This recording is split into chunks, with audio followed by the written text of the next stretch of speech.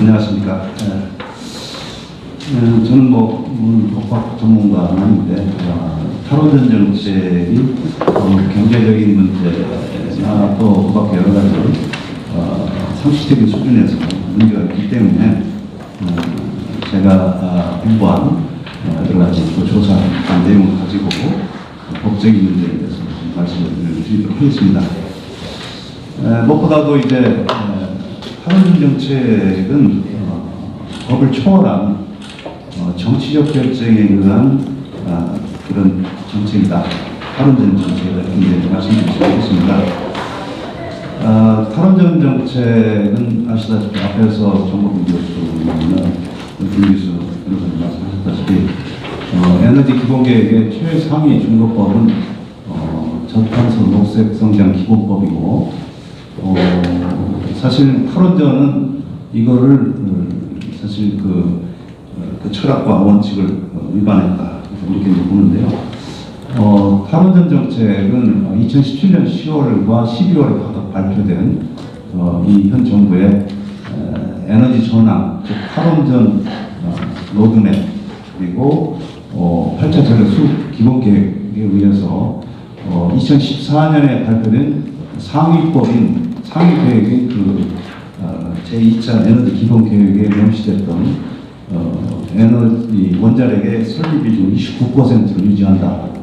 그것은 우리나라가 너무나 에너지 자금률이 낮은 국가이기 때문에 원전은 29%의 설비를 유지해야 되겠다라고 하는 그런 국민 컨센서스가 이루어져서 녹색 성장 기본법에 의해서 2014년에 이미 상위 계획으로서 2차 에너지 기본 계획에서 에너지 원자력의 비중을 29%로 하겠다라고 하게 명시되어 있습니다만, 그러나 이게 이제 정부가 바뀌면서 행정계획 또는 로드맵에 의해서 그것이 완전히 뒤집히고 그래서 탈원전이 이제 지금 추진되고 있는 겁니다.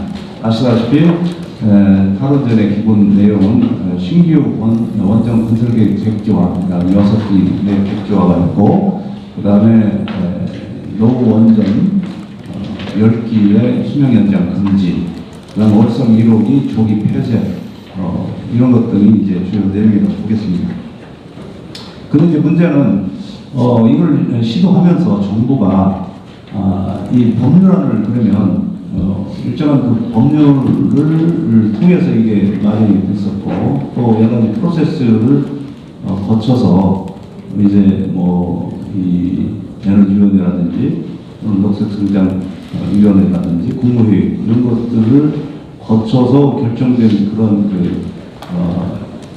소위 에너지 기본 계획 그 프로세스를 따라서 이것이 다시 법률이 개정이 되고 절차가 다시 이 재정립이 되가 절차를 다시 밟아가지고 이런 것들이 변경이 돼야 되는데 그런 절차가 전혀 없었다라고 하는 것이 문제가 되겠습니다. 그러니까 어떻게 보면 대통령의 공약, 통치행위라고 하는 그것이 결국 법률 위에 있었고, 법률적인 개정, 정부도 법률안 개정을 시도하려고 하는 모습 하나도 없고, 지금도 법은 전혀 고쳐지지 않은 이런 상태에서 탈원전 계획이 지금 진행되고 있다는 것이 문제가 되겠습니다. 결국 이제 법적인 문제, 절차적 정당성의 문제가 지금 존재하고 있다는 걸 말씀드릴 수 있겠고요. 그 다음에 이제 결국 다른 나라의 경우에 보면은 일단 독일의 사례를 말씀드리겠지만 입법 과정이나 국민 투표를 거쳐서 이런 원자력 정책이 변경이 되거나 수정이 되는데요.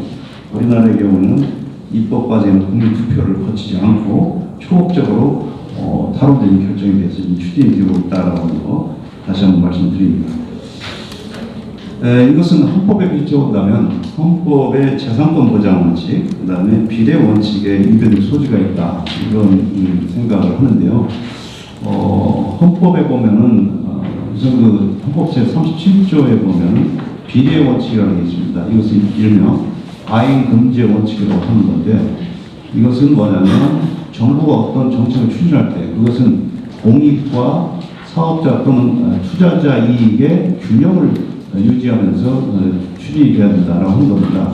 그래서 탈원전을 얘기한다면 탈원전 공익이라는 게 안전, 환경 이런 거를 이제 내세운다면은 결국은 이 공익을 추구하기 위해서 토론전을 한다고 했을 때 이 사업자 또는 투자자가 있는 피해 이것도 보상을 해줘야 된다는 거죠. 그래서 비례 원칙 균형이 맞아야 되는데 그런 게 지켜지고 있지 않다라고 하는 것이 첫 번째 비례 원칙에 위배될 소지가 있다. 이런 점에서 말씀드리고 싶고요. 또 하나는 이제 재산권 보장의 원칙이 있습니다. 헌법 제23조에 보면 재산권은 기본적으로 보장이 돼야 되고 그거를 제한하는 경우에 정당한 보상을 지급해야 된다라고 하는 이런 규정이 있습니다만 지금 탈원전에 따른 경제 손실을 입는 여러 주체들이 많은데 거기에 대한 정당한 보상은 지급되고 있지 않다라고 하는 측면에서 본다면 헌법에 비춰봤을 때 비례 원칙과 재산권 보장의 원칙이 위배될 소지가 있다라고 하는 점을 저는 말씀드리고 싶습니다. 또 한편으로 보면 글로벌하게 보면 국제 통상 규범에 비춰봤을 때 탈원전 정책이 문제가 있을 수 있다라고 한 겁니다. 국제 통상 규범에 보면은 사실 이게 이제 여러 가지 그 국제 통상 규범에서 강조되는 예측 가능성 또는 적법 절차, 그다음에 투명성, 자의 금지 원칙, 또 비례 원칙 여러 가지 원칙이 있는데 우리가 한미 FTA에서도 이런 정신이 이제 담겨져 있습니다. 그런데 이런 자유무역협정에 규정되어 있는 이러한 원칙도 공평 대우의 원칙, 공정 공평 대우 원칙 이런 것들을 위반을 했기 때문에 외국인 투자자들에 있어서는 자신들의 여러 가지 권익이 보장받지 못했다. 이런 원칙이 훼손됐다고 하면서 외국인 투자자가 이제 ISD 즉 투자자 국가 간 분쟁에 대한 어떤 이 제소를 할 그런 빌미를 제공하는 부분이 있다라고 봅니다. 요거는 굉장히 많이 좀 지적되고 있는 내용들이고요. 그래서 참고로 이제 탈원전에 따른 경제 손실을 보면은 월성 1호기 조기 폐쇄에 따른 전력 판매 손실이 약 1조 2천억 원 정도 되고 신규 원전 6기 백주와 매몰 비용이 이미 설계가 끝난 것들을 포함해서 약 1조 원 정도가 되고요. 그 다음에 지역 경제에 미치는 그 피해가 굉장히 많습니다. 그래서 지금 경상북도 일대 이런 데서 보면은 신규 원전을 건설한다고 한 것 때문에 토지를 한순간에 매입을 했고 보상이 이루어졌습니다만 이게 백지화되면서 다시 땅값이 굉장히 급락하고 그러면서 일종의 그 재산권의 그 피해를 주장하는 그런 주민들도 상당히 있고요. 그래서 이에 따른 여러 가지 보상 문제라든지 일단은 그 원전을 지키기 위해서 매입한 한순간에 그 땅을 다시 판매해야 되는 이런 문제들이 있고요. 그래서 굉장히 복잡한 문제가 지금 얽혀져 있다라고 말씀을 드립니다. 그리고 이제 제가 독일의 경우 한 가지 예를 들어서 말씀을 드리고 있습니다. 독일의 경우에는 지금 탈원전을 지금 추진하고 있는데 독일은 슈레더 정부가 이 탈원전을 강력하게 추진했습니다. 그래서 독일 사회민주당하고 녹색당 연합이 슈레더 정권을 구성하고 있는데요. 2022년까지 원전을 폐지하는 이런 방침을 이제 세웠는데 메르켈 정부가 들어오면서 2009년에 들어오면서 이거를 이제 메르켈 정부는 기민당 자유민주당 연립 정부죠. 메르켈 정부가 이 슈레더 정권이 수립했던 2022년 원전 폐지를 방침을 바꿔서 이거를 1980년 이전에 가동한 원전 7개에 대해서는 가동기간 8년 연장하고 그다음에 1980년 이후에 가동을 개시한 원전에 대해서는 10개에 대해서는 가동기간을 14년 연장하겠다 해서 다소 원전 쪽에 원전을 좀 더 가동하자 이런 쪽으로 바꿨습니다. 그런데 2011년에 후쿠시마 원전 사고가 발생하니까 이 메르켈 정부도 여론에 밀려서 당장 원전 가동을 중단하고 2022년까지 원전을 폐지하겠다는 쪽으로 원래 슈레더 정권이 주장했던 쪽으로 다시 방향을 바꾼 겁니다. 여기에 대해서 원전 사업자들이 4개사가 헌법재판소에 정부를 상대로 손해배상 청구를 했습니다. 왜냐하면 원래 당초 8년 14년 그 가동을 연장하기로 한 것에 따른 그 발전량이 발전 못함으로 인한 손해가 발생했다.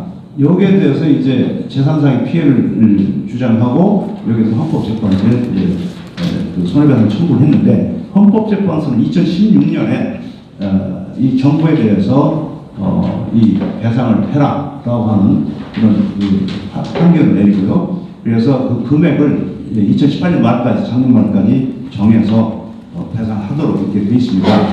그래서 대략 190억 유로를 사업자들 청구를 했는데 자세한 금액은 지금 현재 잘 밝혀지고 있지 않습니다만은 어떻든 헌재는 독일의 헌재는 이 사업자들의 손을 들어줬고 특히 재산상의 피해 배상을 하도록 이렇게 했고요. 정부가 이 부분에서는 패소를 했다라고 이렇게 이제 볼 수가 있겠습니다. 네, 그렇다면 지금 우리나라의 경우에도 사실은 아까 말씀드렸다시피 재산상의 피해, 경제적 손실이 여기저기서 지금 나타나고 있는데 여기에 대한 보상 문제, 배상 문제도 문제가 될 수가 있습니다. 그런데 지금 한수원이 공기업이고 또 완전히 주식을 100% 소유하고 있는 이런 구조이다 보니까 지금 배상을 할 수가 없는 실질적으로 이런 상황이고요. 그러나 이로 인해서 경제적 손실이 있는 주체들이 굉장히 많을 겁니다. 아까 무슨 땅값 문제 이런 것들로 인해서 피해를 입은 이런 것도 있지만 또 예를 들어서 이 두산중공업이 주기기체적으로 하지 못함으로 인한 경제적 손실이 있을 거고요. 그다음에 협력업체의 경제적 손실이 있을 거고 그 다음에 또 여러 가지 정비업체 또 원전 건설업체들 등등이 연쇄적으로 지금 피해를 입는 부분들이 나타났을 겁니다.